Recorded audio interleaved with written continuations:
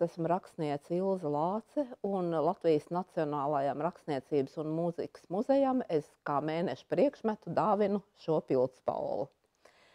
Un stāsts par šo priekšmetu aizsākās tajos tālajos, grūtajos, bet vienlaikus aizraujošajos 90. gados, kad es tajā laikā sēdēju mājās kā brīvlīguma tulkotāja, tulkoju vienu grāmatu pēc otras un sāku ilgoties pēc tāda noteiktāka darba ar cietāku algu. Un tad man piezvanīja tulkotāja Zana Rozenberga un teica, nu nāc taču pie mums uz tulkošanas un terminoloģijas centru. Mums ļoti vajag jurists ar labām angļu valodas zināšanām. Es sāku tur strādāt, un tajā projektā mēs strādājām pie Eiropas tiesību aktu sagatavošanas, un mums pievienojās ļoti daudz jauni cilvēki, kas nāca ar ļoti labām svešvalodu, starptautisko tiesību un datorzināšanām. Bet ar to latviešu valodu tur vienam otram bija kā bija. Tad mums tiem pieredzējušākiem cilvēkiem, kas bija strādājuši gan kā redaktori, gan kā tulkotāji un zināja, kā tos tekstus apstrādāt, mēs, protams, dalījāmies savā pieredzē, cik nu varēdami. Un starp šiem jaunajiem cilvēkiem bija arī kāds jauns puisis ar tādu īpatnēju izglītību. Viņš bija izstudējis klasiskās valodas, un tajā brīdī, ja nemaldos, rakstīja maģistra darbu franču valodā. Puiša vārds bija Denis Dimiņš. Bet pirms es sāku strādāt šajā centrā, es biju pieteikusies Visbijā uz Baltijas rakstnieku un tulkotāju māju. Un tagad pēkšņi atnāk man paziņojums, jā, jūs varat braukt, stipendija ir piešķirta un maijā jūs tur varat uzturēties.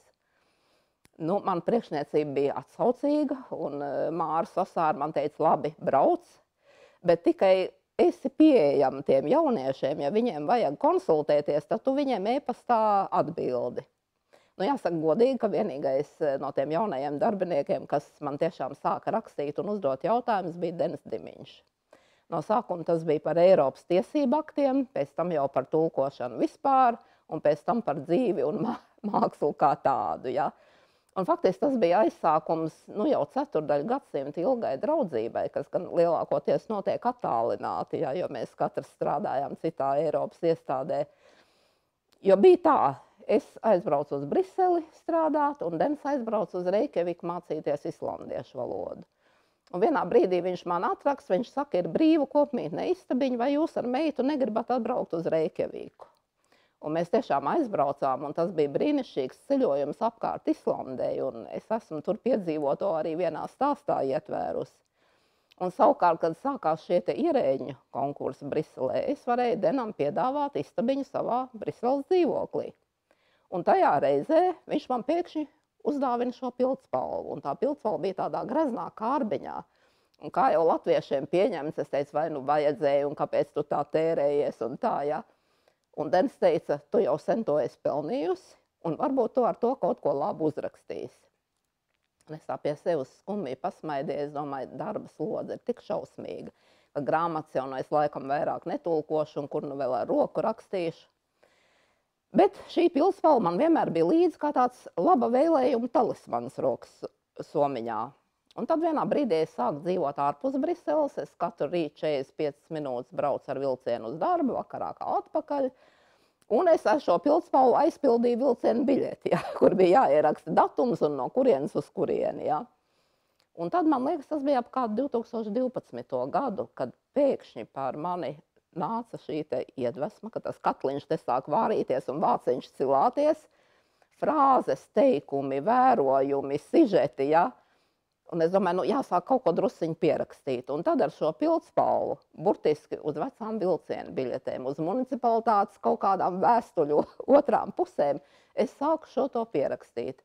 Pēc kāda laika es sapratu, ka tam ir jāpieiet nopietnāk, un tad jau man līdz bija blociņš vai ne, un tiešām es šīs 45 minūtes liederīgi izmantoju.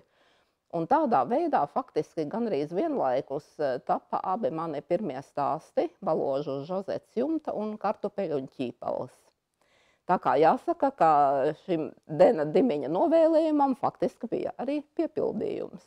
Kā cilvēks, kurš ir piedzīvojis to, ka vienmēr vajag kaut ko pierakstīt, ja, un nekad nevar zināt, kurā brīdī par tevi nāks tas radošais mirklis, ja, man visās somās ir pildspalvas.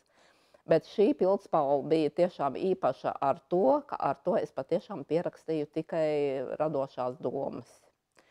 Un radošums, jāsaka, vispār apstākļos, kad ir smagi jāstrādā un kad darbs reizēm ir tāds stresa pārpilns un diezgan sauss un diezgan formāls. Bez šī radošuma, man liekas, cilvēks tā pamazām izsīkst vienkārši. Un tāpēc es biju tiešām ļoti priecīga, ka man bija šī iespēja vismaz 2 reizes dienā justies kā radošam cilvēkam.